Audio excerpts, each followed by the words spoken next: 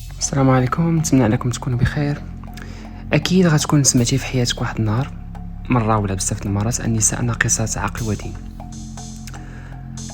وفي الغالب الذكور هما اللي كيحطوا على هاد العباره وكيردوا ان المراه ناقصه عندها شي مشكل. المهم غنحاولوا نشرحوها بطريقه بسيطه وما نحاولش نطول في هاد الفيديو. ما كتعنيش باللي راها ناقصه في عقلها ولا مكلخه ولا ناقصه في الدين، لا نهائيا. المهم غنشرح حاجه بحاجه. ناقصه عقل كتعني باللي في الحكم على الامور كيغلبوا النساء العاطفه على العقل، حيت ربي عطاهم واحد القدره عجيبه على التحمل. تقدر الانثى يوقعوا لها بزاف المشاكل في حياتها وتحملهم، ولكن ملي غادي تحكم في شي موقف ما غاديش تخدم العقل، يعني كتسبق العاطفه. دونك هادشي علاش ناقصه عقل، ماشي عقلها ناقص.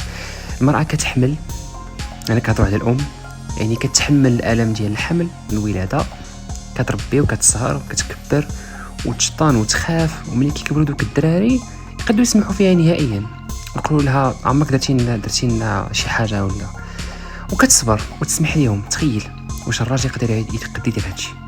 غايكونوا الرجال اللي يقدروا يديروا هادشي، ولكن حنا كنهضروا على الاغلبيه ديال الرجال ما يقدروش نهائيا. النساء لا، قليل فين تكون شي انثى اللي ما تقدرش تتحمل، ولكن الاغلبيه ديالهم كيتحملوا. هادشي علاش قلنا ناقصه عقل، يعني كتحمل بزاف. وهادشي علاش شي مرات المراه كتبكي بلا حتى سبب، حيت كاع دوك الضغوطات والقسوه اللي تجمعات عندها في قلبها كتخرجها على شكل دموع باش تقدر تكمل المسيره ديال حياتها بشكل طبيعي. ندوزو للنقطه الثانيه، ناقصه دين. شو كتعني هاد القضيه؟ كتعني باللي ربي عطاهم واحد الرخصه كل شهر فيها من 5 حتى ل7 ايام ما كيصليوش ما كيصوموش فيها. علاش؟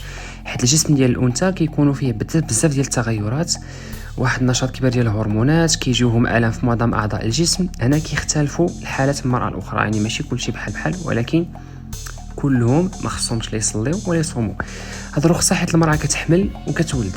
الا صامت المراه في هاد الحالات ممكن تعرض راسها لشي مرض، يعني هادشي علاش قلنا ناقصه دين. حيت المراه ما يمكنلاش تصوم مثلا في رمضان، ما غاديش تقدر تصوم شهر كامل نهائيا، يعني راه الدين ديالها ما كيكتملش. وتصلى الا فاتها الصلاه مثلا في دوك الايام ما خصهاش ترجعها نهائيا، صافي مشات. وللاسف كيجي شي واحد في الاخير ما عارف حتى شي حاجه، ما كيخدم ما كيدير والو، كيقول لك المراه ناقصه عقل ودين.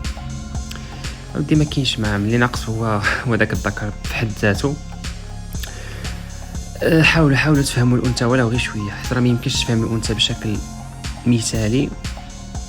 الا بغيتي تفهمها بشكل مثالي حاول تحط راسك بلاصتها، وما يمكنش، يعني فقط حاول غير تحس في اي موقف تبغي تحكم على شي انثى، حط راسك بلاصتها وشوف واش غيعجبك الحال الا شي واحد فكر فيك بديك الطريقه ولا لا. السلام عليكم.